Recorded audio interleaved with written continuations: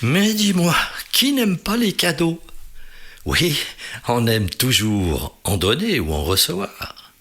Par exemple, avoir une prière exaucée, c'est déjà très bien, n'est-ce pas? Et s'il suffisait d'un pas supplémentaire, très simple, pour recevoir un cadeau en plus, un cadeau d'une valeur inestimable.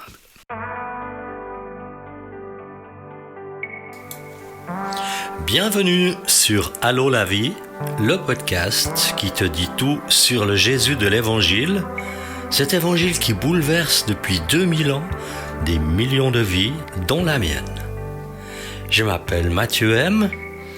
Avec mes invités, je désire te communiquer l'espérance qu'ont fait naître en nous l'exemple extraordinaire de Jésus et sa passion sans limite pour les êtres humains. À toi qui rêves d'un port sûr où amarrer le bateau de ton existence, à toi qui rêves d'une nouvelle manière de vivre, ce podcast est pour toi. Réjouis-toi donc à l'écoute de Allô la vie, tout sur Jésus.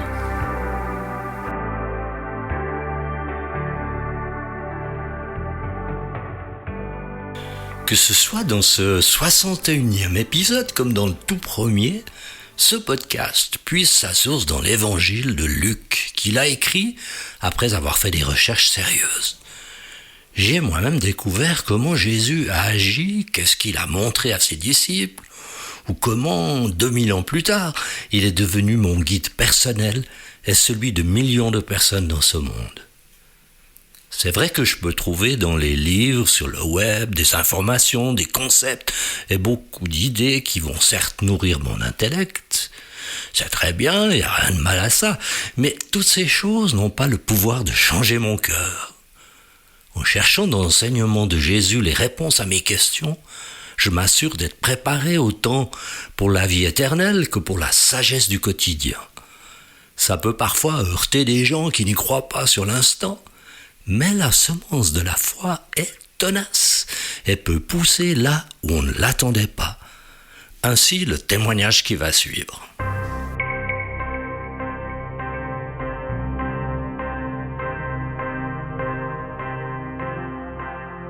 Je vis dans une région où le bouddhisme, l'hindouisme et les cultes des anciens sont la norme. Mon mari était un ardent pratiquant du chamanisme et de la sorcellerie, tout en étant alcoolique à un degré très avancé. Un jour, je suis tombée très malade. La paralysie a gagné tout mon corps, depuis le cou jusqu'aux pieds. Mon mari a bien tenté de me guérir avec tous les moyens magiques qu'il connaissait, en vain. J'ai dû être hospitalisée, mais comme la médecine n'a rien pu faire pour moi, ils m'ont renvoyée à la maison. Je suis restée paralysée et alitée durant des mois, sans trouver aucune amélioration. Puis, un jour, nos enfants ont entendu parler de chrétiens qui priaient pour les cas désespérés. Ils en ont invité plusieurs à la maison. Ces gens ont prié pour ma guérison, mais toujours rien. Ils m'ont alors appris qui était Jésus, et je l'ai accepté de tout mon cœur comme mon sauveur. Après quelques jours, je pouvais à nouveau me tenir debout. 3 mois plus tard, j'étais complètement guérie. Ce temps a permis à toute ma famille de croire à ce Dieu tout-puissant. Nous avons décidé de suivre Jésus. Mon mari a aussi vécu de nombreuses délivrances, de son alcoolisme tout d'abord, et des esprits mauvais qui le tenaient prisonnier. Malgré les difficultés et le rejet que notre décision a suscité de la part de notre entourage, nous avons tenu bon, avec le soutien de Jésus, notre Sauveur. Ce très beau témoignage illustre comment Dieu se manifeste encore aujourd'hui à ceux qui mettent leur confiance en lui. Peut-être que tu as vécu quelque chose aussi, même si c'est très simple. N'hésite pas à me l'écrire, je l'inclurai de manière anonyme dans un prochain épisode. Pour cela, écris-moi simplement à l'adresse email mathieu.m@bluewin.ch, une adresse que tu retrouves dans les références en dessous. Merci d'avance.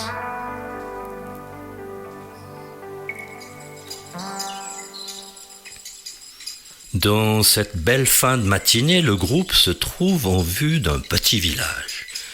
Jésus et les apôtres ont quitté leur dernière halte nocturne et marché d'un bon pas durant la matinée.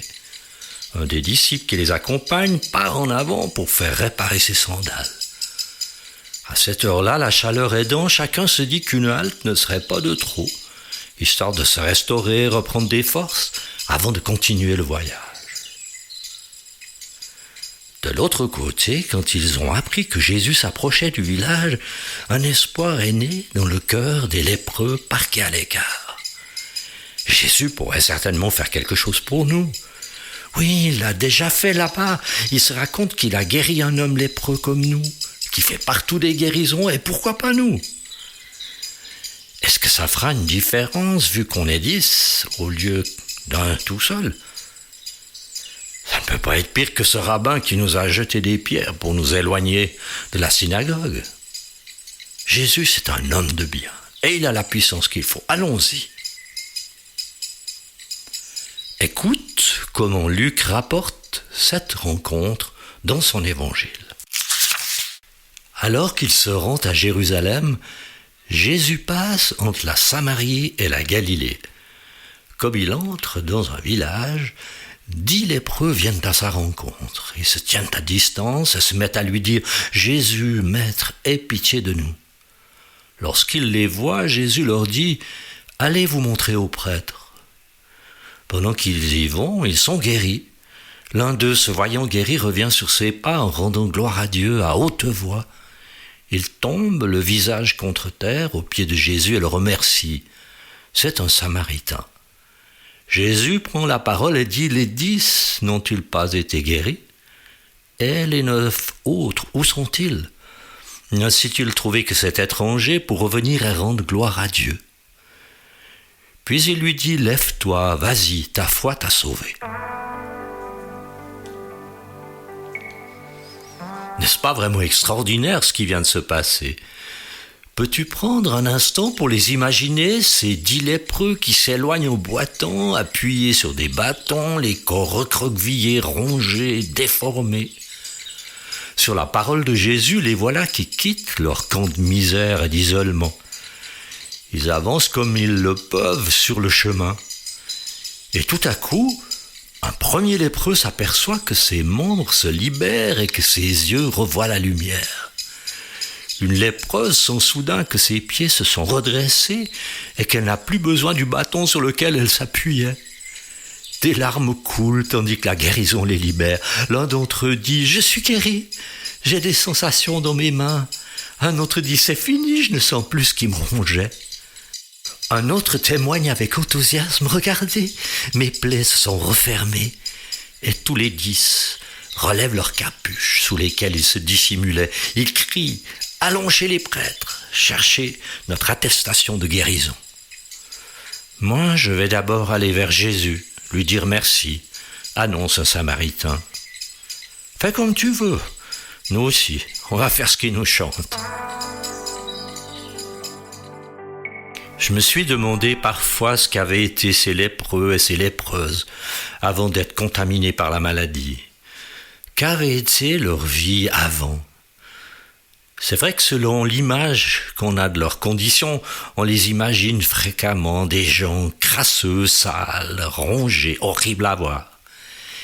Mais ce n'était pas le cas avant qu'ils soient atteints par la lèpre. Ils étaient parmi les autres gens, en bonne santé.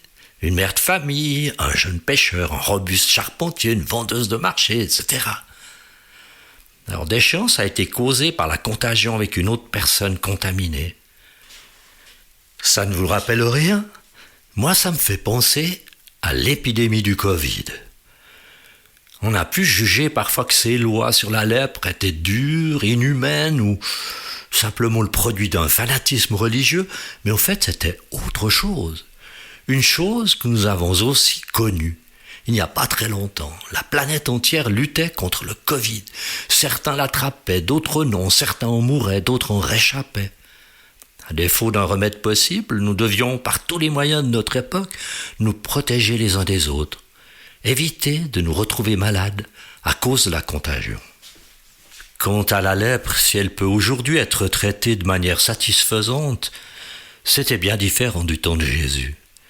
C'était une double tragédie, non seulement la dégradation physique de leur corps, mais aussi la mort civile et le rejet complet par leur famille et leur société. Les lépreux de l'époque devenaient des parias, des intouchables. Forcés de vivre à l'écart, ils étaient bannis de leur foyer, perdaient tout contact familial et même avec leur communauté religieuse. Pour avertir de leur présence et de leur impureté contagieuse, ils devaient porter des vêtements déchirés, se couvrir la tête et crier « Impur, impur » lorsqu'ils s'approchaient de quelqu'un. Tout le monde avait peur de la contagion. Le rôle du prêtre n'était pas de les guérir, mais de déclarer impure la personne qui était atteinte et en cas de guérison, la pureté, la réintégration dans la société. Ce dernier cas était rare, considéré comme un miracle venant de Dieu. Mais dès que Jésus arrive quelque part, il manifeste la compassion de Dieu pour les personnes qui souffrent. Il brise le carcan du malheur qui les a frappés. Et la guérison miraculeuse va dévoiler les cœurs de chacune de ces 10 personnes qui se trouvent alors devant un choix crucial. Le choix du rite religieux, légal, des 9 lépreux qui vont retourner ensuite à tous dont la maladie les avait privés. Jésus se demande où ils sont, s'ils ont été guéris ou non. Et d'un autre côté, le choix de la révélation spirituelle que cet unique Samaritain, cet étranger, a vu en Jésus. Et il vient devant lui se prosterner en acte de reconnaissance, d'adoration. Jésus lui dit de se relever, de rentrer chez lui avec l'assurance de son salut. Chacun s'accorde à dire que nous vivons des temps difficiles à cause de ce qui domine nos sociétés, soit toutes ces lèpres, non pas physiques cette fois-ci, mais spirituelles, morales, qui rongent le cœur des êtres humains, qui se retrouvent amputés de leur compassion, de leur amour les uns pour les autres. Et quand tu croises la souffrance, est-ce que tu t'écartes pour ne pas être contaminé ou est-ce que tu trouves quelque chose à faire ou à dire pour soulager la personne ? Quoi ? Le but, Allô la vie, tout sur Jésus, c'est de soulager toute personne avec la même puissance que Jésus a manifestée de son temps. Parce que la parole de Dieu dans l'Évangile est efficace aujourd'hui, tout comme elle l'a été il y a 2000 ans. Rends-toi compte, un seul des miraculés est revenu sur ses pas pour rendre gloire à Dieu. 1 sur 10 l'a fait 10%. Mais regarde la différence. D'ordinaire, ce lépreux samaritain prévenait à haute voix les gens de ne pas s'approcher de lui. Maintenant, il rend gloire à Dieu à haute voix. L'instant d'avant, il élevait la voix pour réclamer la pitié de Jésus. Maintenant, c'est pour remercier Dieu. Avant la guérison, c'était des paroles de détresse. Maintenant, ce sont des paroles de reconnaissance. Oui, dès que Jésus entre dans une vie, les gens peuvent expérimenter la compassion de Dieu. Tout comme ce témoignage que nous avons entendu, tout comme ces 10 lépreux. Ils ont supplié Jésus, ils ont été exaucés. Ils ont recouvré une chair saine, un corps sain, des membres normaux. Il est temps maintenant de parler de ce fameux cadeau en plus. Quel est-il ?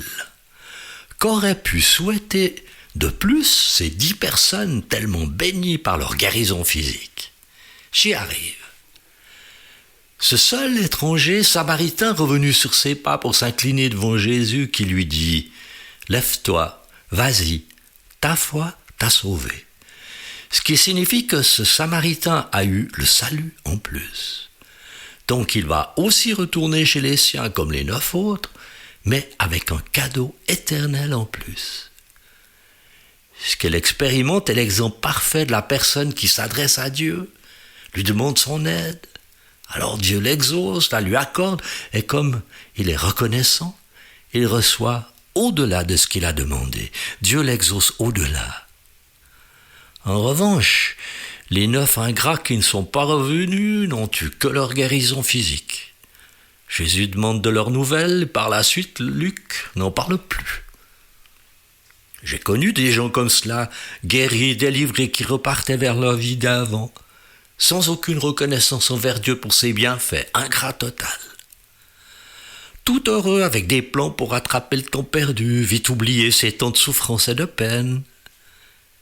Et toi, où seras-tu quand tu auras été exaucé, quand Dieu aura répondu à ton besoin, t'aura aidé, guéri, délivré?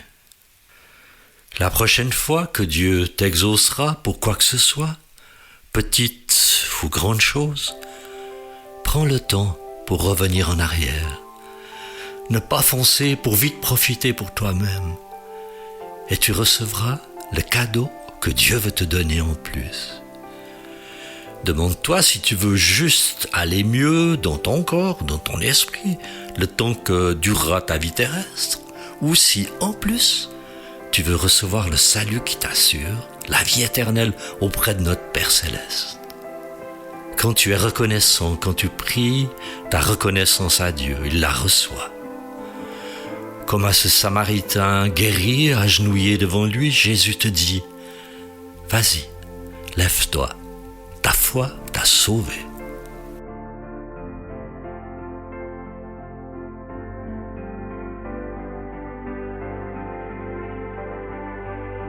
Voilà, c'est la fin de cet épisode.